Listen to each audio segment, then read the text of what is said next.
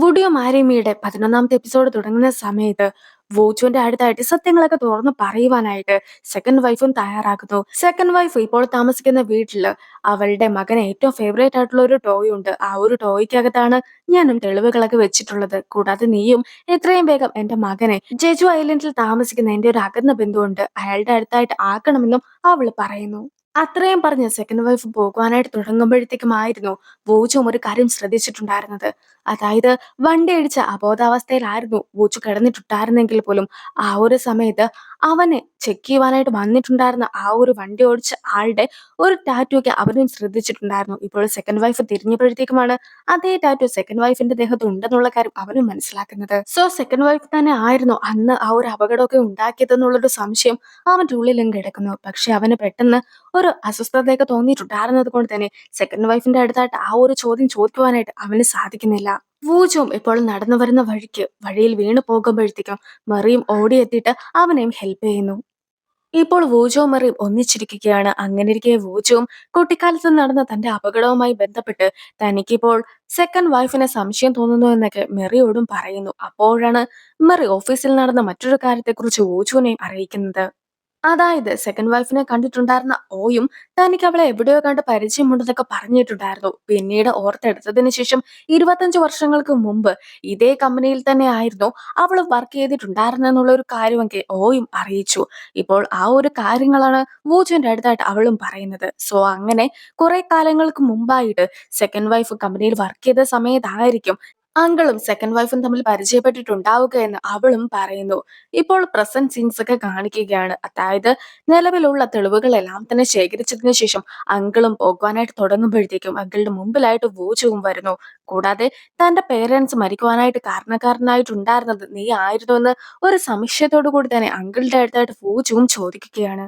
ഞാനാണ് ഇതിനെല്ലാത്തിനും പിന്നിലെന്ന് നിനക്ക് ഇപ്പോൾ തന്നെ മനസ്സിലായി കാണുമല്ലോ. നിനക്കൊന്നും ചെയ്യുവാനായിട്ട് സാധിക്കുകയില്ല. നിന്റെ പേരൻസ് ഒക്കെ മരിച്ചതിന്റെ സ്റ്റാച്യു ഓഫ് ലിമിറ്റേഷൻസ് ഒക്കെ കഴിഞ്ഞിട്ട് 10 വർഷത്തോളം ആയിരിക്കുന്നു. അങ്ങനെയിരിക്കെ ഇനിയും കോടതിയിൽ എന്തൊക്കെ തെളിവുകൾ കൊണ്ടുപോയിട്ടുണ്ടെങ്കിലും എന്നെ ആരും ശിക്ഷിക്കുവാനായിട്ട് പോകുന്നില്ല എന്ന് പറഞ്ഞ് വളരെ കോൺഫിഡൻസോട് കൂടി ആയിരുന്നു അങ്കിൾ നിന്നത്.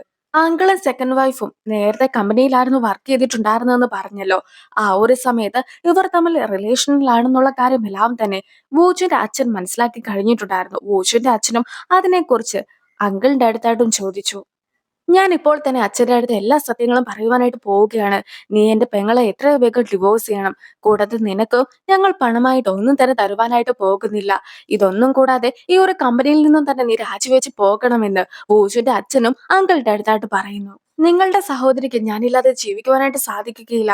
എന്നെ വിവാഹം കഴിച്ചില്ലെങ്കിൽ ചത്ത് കളയുമെന്ന് പറഞ്ഞിട്ടായിരുന്നു അവൾ നിന്നിട്ടുണ്ടായിരുന്നത്. ഈ ഒരു കാര്യങ്ങളെല്ലാം തന്നെ നിനക്ക് അറിയാമല്ലോ. അതുകൊണ്ട് തന്നെ ഒരിക്കലും അവളെ ഉപേക്ഷിക്കുവാനായിട്ട് എന്നോട് പറയരുതെന്ന് പറഞ്ഞിട്ട് കള്ളക്കണ്ണീരൊക്കെ വെച്ചിട്ടായിരുന്നു അങ്കിളും സംസാരിച്ചത്. വൂച്ചിന്റെ അച്ഛനും തന്റെ സഹോദരിക്ക് വേണ്ടിയിട്ട് എല്ലാ സത്യങ്ങളും മറച്ചുവെച്ചിട്ട് അങ്കിളിനെ സ്വീകരിക്കാമെന്ന് സമ്മതിച്ചിട്ടുണ്ടായിരുന്നു. പക്ഷെ അങ്കിളാകട്ടെ തന്റെ വീക്ക്നെസ് അച്ഛൻ അറിയാവുന്നത് കൊണ്ട് തന്നെ അധികം കാലം അച്ഛൻ ജീവിച്ചിരിക്കുകയാണെങ്കിൽ തനിക്ക് തന്നെ അത് പ്രശ്നമായിട്ട് വരുമെന്ന് തോന്നിയത് കൊണ്ടായിരുന്നു ഇതുപോലെ സെക്കൻഡ് വൈഫിനെ ഉപയോഗിച്ചുകൊണ്ട് അച്ഛനെയും വൂജുവിന്റെ ഫാമിലിനെ മൊത്തത്തിലും കൊല്ലുവാനായിട്ട് പ്ലാൻ ചെയ്തത്. സോ ഇപ്പോൾ അങ്കിളും ഒരുപാട് ഹാപ്പി ആയിട്ടൊക്കെ ഇറങ്ങി പോകുന്നുണ്ടെങ്കിലും അങ്കിളിനെ കാത്ത് ഒരുപാട് പോലീസുകാർ വെളിയിലുണ്ടായിരുന്നു. അതായത് നിലവിൽ വൂജിന്റെ കമ്പനിക്ക് എതിരായിട്ട് കാൾസ് ഹോട്ടലുമായി ബന്ധപ്പെട്ട ഒരു അഗ്രിമെന്റ് ഒക്കെ ഇട്ടിട്ടുണ്ടായിരുന്നല്ലോ.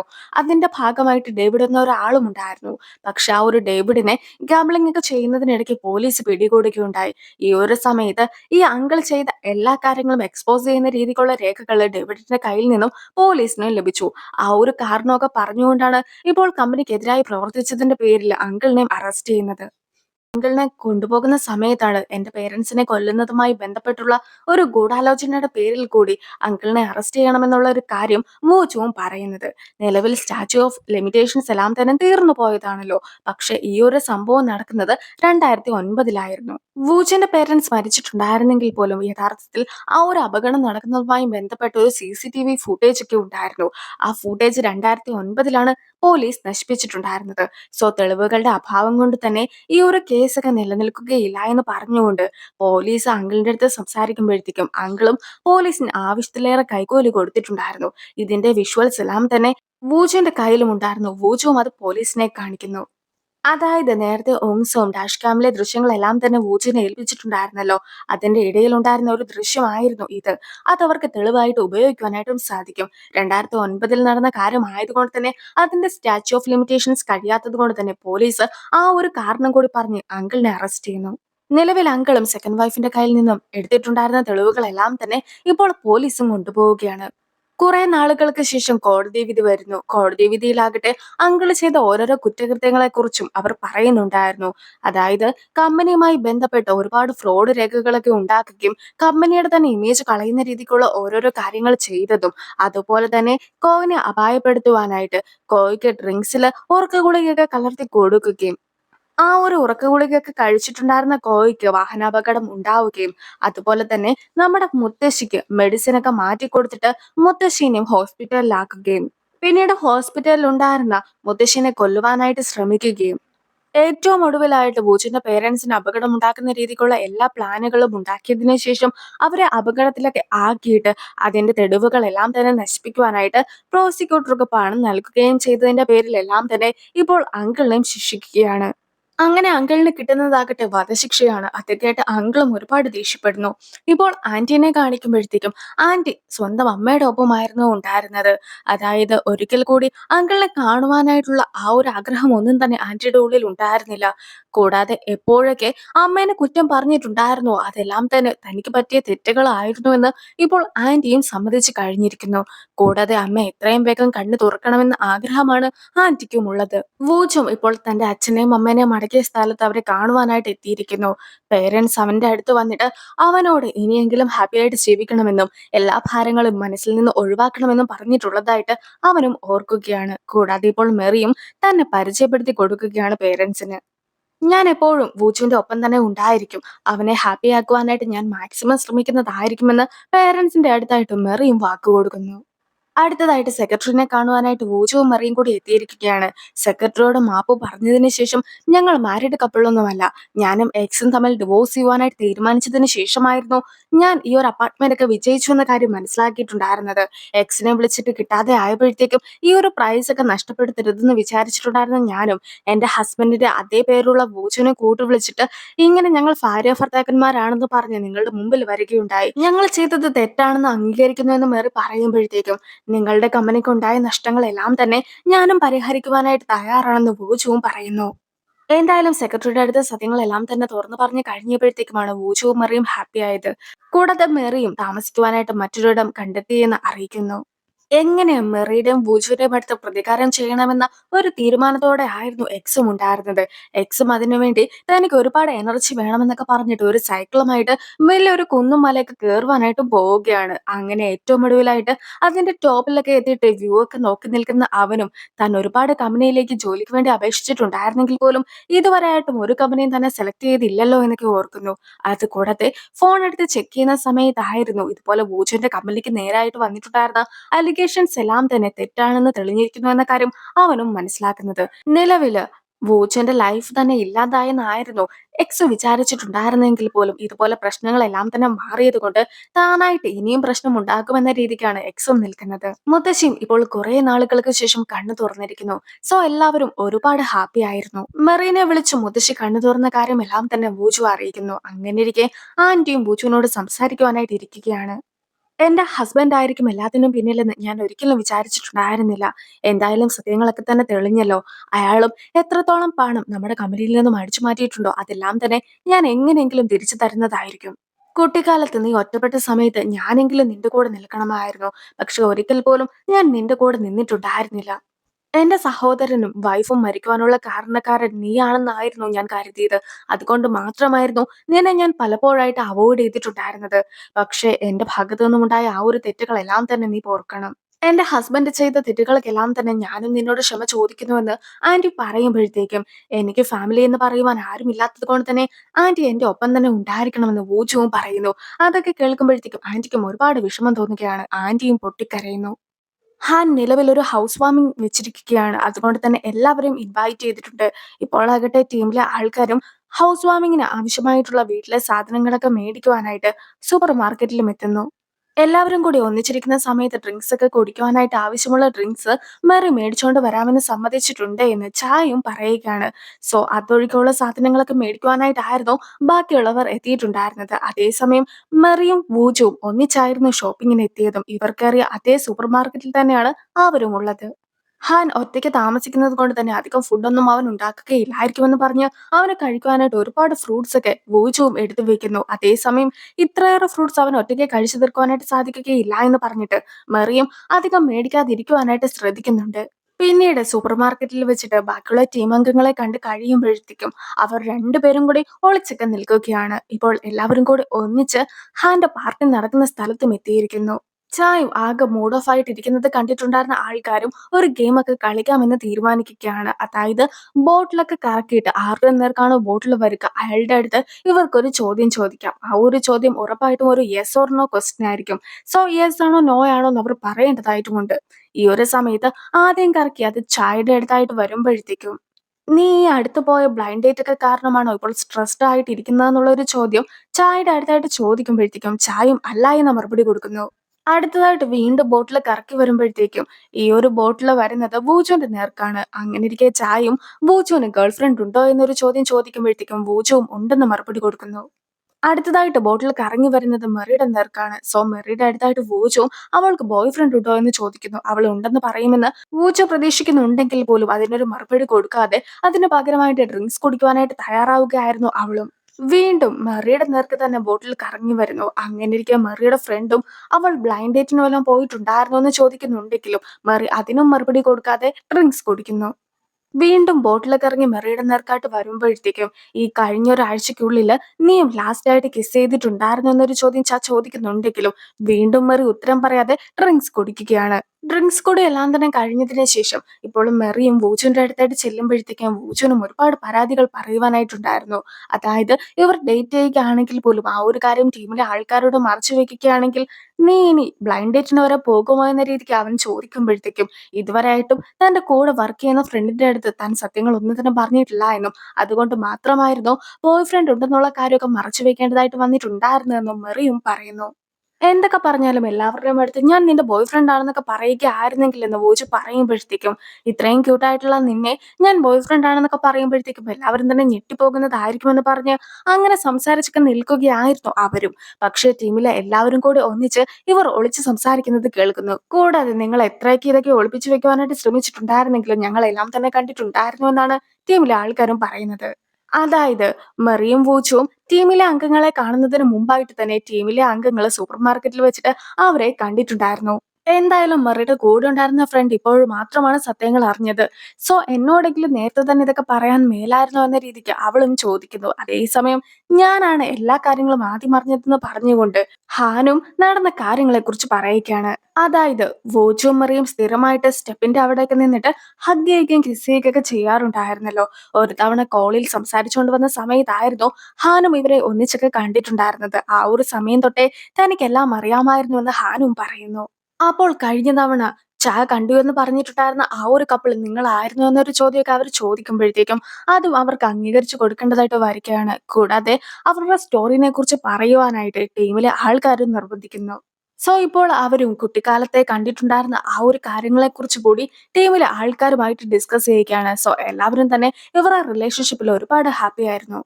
ഉങ്സുവും ഇപ്പോൾ അച്ഛനെ കാണുവാനായിട്ട് എത്തിയിരിക്കുകയാണ്. പക്ഷെ ഉങ്സുവിന്റെ അച്ഛനാകട്ടെ ഈ ഒരു സമയത്ത് പോലും താനൊരു വിക്ടിമാണെന്നൊക്കെ കാണിക്കുവാനായിട്ടായിരുന്നു ശ്രമിച്ചിട്ടുണ്ടായിരുന്നത്. നിങ്ങളാണ് എന്റെ ആന്റീനെയും അങ്കിളിനെയും കൊന്നിട്ടുണ്ടായിരുന്നത്, എന്റെ മുത്തശ്ശിനെ പോലും കൊല്ലുവാനായിട്ട് ശ്രമിച്ചത്. അങ്ങനെയിരിക്കെ ഇത്രയ്ക്ക് വിക്ടിം ഒന്നും കളിക്കുവാനായിട്ട് പാടില്ല എന്ന രീതിക്ക് ഉങ്സുവും സംസാരിക്കുന്നു. കുട്ടിക്കാലം മുതലേ ഞാൻ നിങ്ങളുടെ മകനായതുകൊണ്ട് തന്നെ നിങ്ങളെപ്പോലെ ഒരിടത്തും എത്തുന്നില്ല എന്ന രീതിക്കായിരുന്നു എന്നെ എല്ലാവരും ട്രീറ്റ് ചെയ്തിട്ടുണ്ടായിരുന്നത്. സ്കൂളിൽ പഠിക്കുവാനായിട്ട് ഞാൻ മോശമായിരുന്നു, വർക്കിൽ പോലും ഞാൻ വളരെയധികം മോശമായിരുന്നു. സോ എപ്പോഴെങ്കിലും അച്ഛനെ പോലെ ആകണമെന്നൊക്കെ ഞാനും ഒരുപാട് ആഗ്രഹിച്ചു. പക്ഷെ ഇപ്പോഴാണ് എനിക്ക് സമാധാനമായത്. നിങ്ങളുടെ ശരിക്കുമുള്ള റിയാലിറ്റി എല്ലാവരും തന്നെ മനസ്സിലാക്കി കഴിഞ്ഞല്ലോ. നിങ്ങളെപ്പോലെ ഒരാളല്ല ഞാനെന്ന കാര്യമൊക്കെ ഓർത്തിട്ട് എനിക്ക് ഒരുപാട് അഭിമാനം തോന്നുന്ന രീതിക്കാണ് ഉങ്സവും സംസാരിക്കുന്നത്.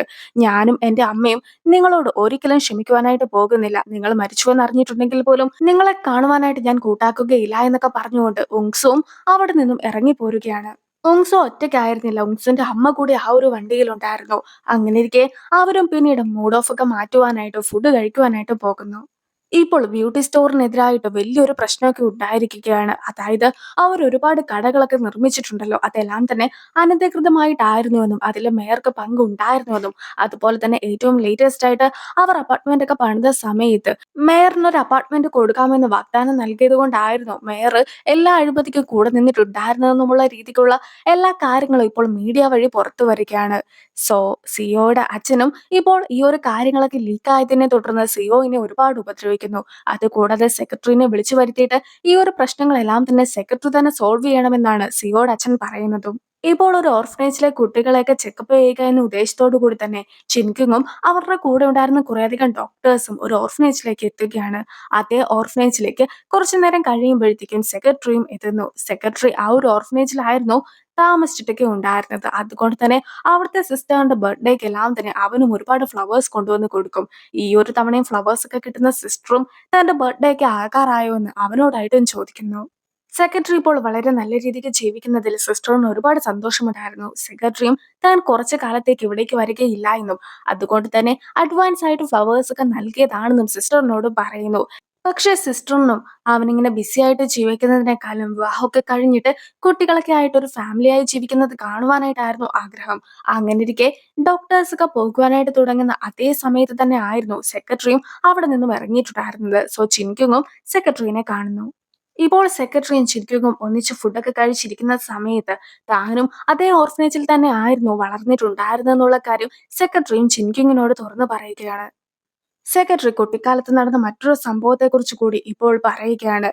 അതായത് അവൻ ഇവിടെ ഫുഡൊക്കെ കഴിക്കുവാനായിട്ട് വന്ന ഒരു സമയത്ത് അവിടുത്തെ ഓണറിന്റെ കയ്യിലെ മോതിരം കാണാതെ പോയിട്ടുണ്ടായിരുന്നു. ഓണർ അത് എവിടെയോ വെച്ചിട്ട് അവിടെ നിന്നും ആരോ മോഷ്ടിച്ചതാണ്. അതേസമയം ഓണർ ആകട്ടെ അവിടെ ഉണ്ടായിരുന്ന എല്ലാ കുട്ടികളുടെയും ബാഗ് പരിശോധിക്കാമെന്ന് തീരുമാനിച്ചു.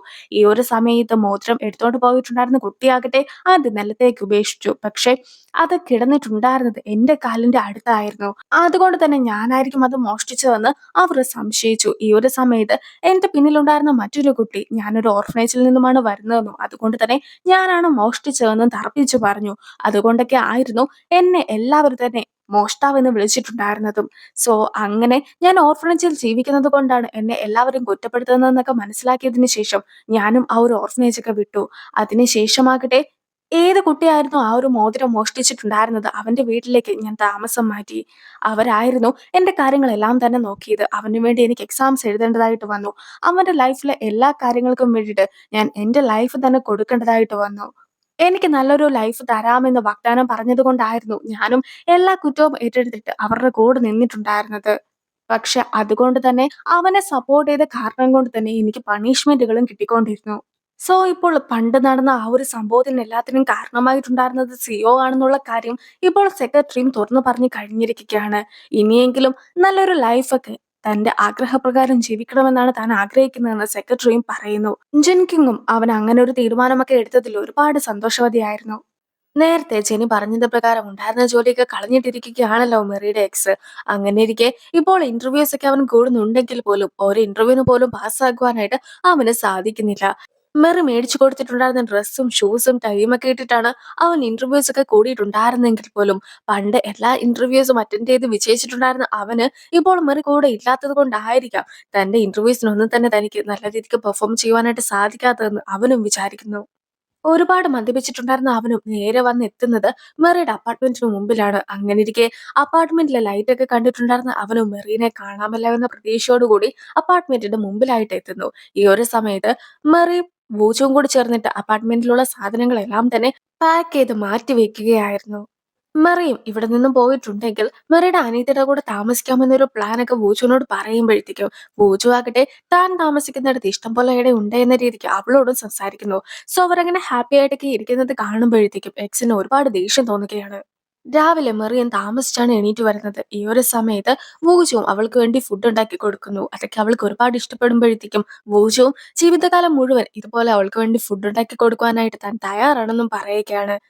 പിന്നീട് വൂചു മെറിയുടെ ഓഫീസിലായിട്ട് കൊണ്ടുവിട്ടതിന് ശേഷം അവന്റെ ഓഫീസിലേക്കും പോകുന്നു. ഈ ഒരു സമയത്ത് അവൾക്ക് എക്സിന്റെ അടുത്തുനിന്നും കോള് വരുന്നു. പക്ഷെ അവളും ആ കോൾസ് എല്ലാം തന്നെ കട്ടാക്കി വിടുകയായിരുന്നു ചെയ്തിട്ടുണ്ടായിരുന്നത്. ഇത് കാരണം എക്സിനും അവളുടെ അടുത്ത് കൂടുതൽ ദേഷ്യം തോന്നിക്കുകയാണ്. സോ ഇപ്പോൾ അവനും വൂചുവിന്റെ ഫ്രോഡ് എല്ലാം തന്നെ തെളിയിച്ചു കൊടുക്കുന്ന രീതിക്കുള്ള എല്ലാ തെളിവുകളും തന്റെ കയ്യിൽ ഉണ്ട് എന്ന് പറഞ്ഞുകൊണ്ട് ഒരുപാട് റിപ്പോർട്ടേഴ്സിനൊക്കെ മെയിൽ അയക്കുകയാണ്. സോ അവൻ ഒരു പ്രസ് കോൺഫറൻസും അതുമായി ബന്ധപ്പെട്ട് നടത്തുന്നു. ഓഫീസിൽ എത്തിയതിനു ശേഷമായിരുന്നു ഇതുപോലെ എക്സ് അയച്ചിട്ടുണ്ടായിരുന്ന പ്രസ് കോൺഫറൻസിന്റെ ഡീറ്റെയിൽസ് എല്ലാം തന്നെ മെറിയും കാണുന്നത്. സോ മെറിയും ഇപ്പോൾ എക്സ് നടത്തുന്ന പ്രസ് കോൺഫറൻസ് ഒക്കെ ഉള്ള സ്ഥലത്തേക്ക് പോകുന്നു. ഇനി എക്സിനെ കാണിക്കുമ്പോഴത്തേക്കും എക്സും തന്റെ വൈഫായിട്ടുണ്ടായിരുന്ന മെറി ഇപ്പോൾ മറ്റൊരാളുടെ കൂടെയാണ് താമസിക്കുന്നതെന്നും ആ ഒരാള് പ്രശസ്തമായിട്ടുള്ള ബേക്കറിയുടെ ഓണറുടെ കൊച്ചുമകൻ ആണ് എന്നും പറഞ്ഞുകൊണ്ട് വൂഷിന്റെ എല്ലാ ഡീറ്റെയിൽസും പുറത്തുവിടുകയാണ്. ആ ഒരു സീനോട് കൂടിയാണ് ഇതിന്റെ സെക്കൻഡ് ലാസ്റ്റ് എപ്പിസോഡ് അവസാനിക്കുന്നത്. അപ്പോൾ അടുത്തൊരു വീഡിയോ ആയിട്ട് ഇത്രയും വേഗം കാണാം. ബൈ.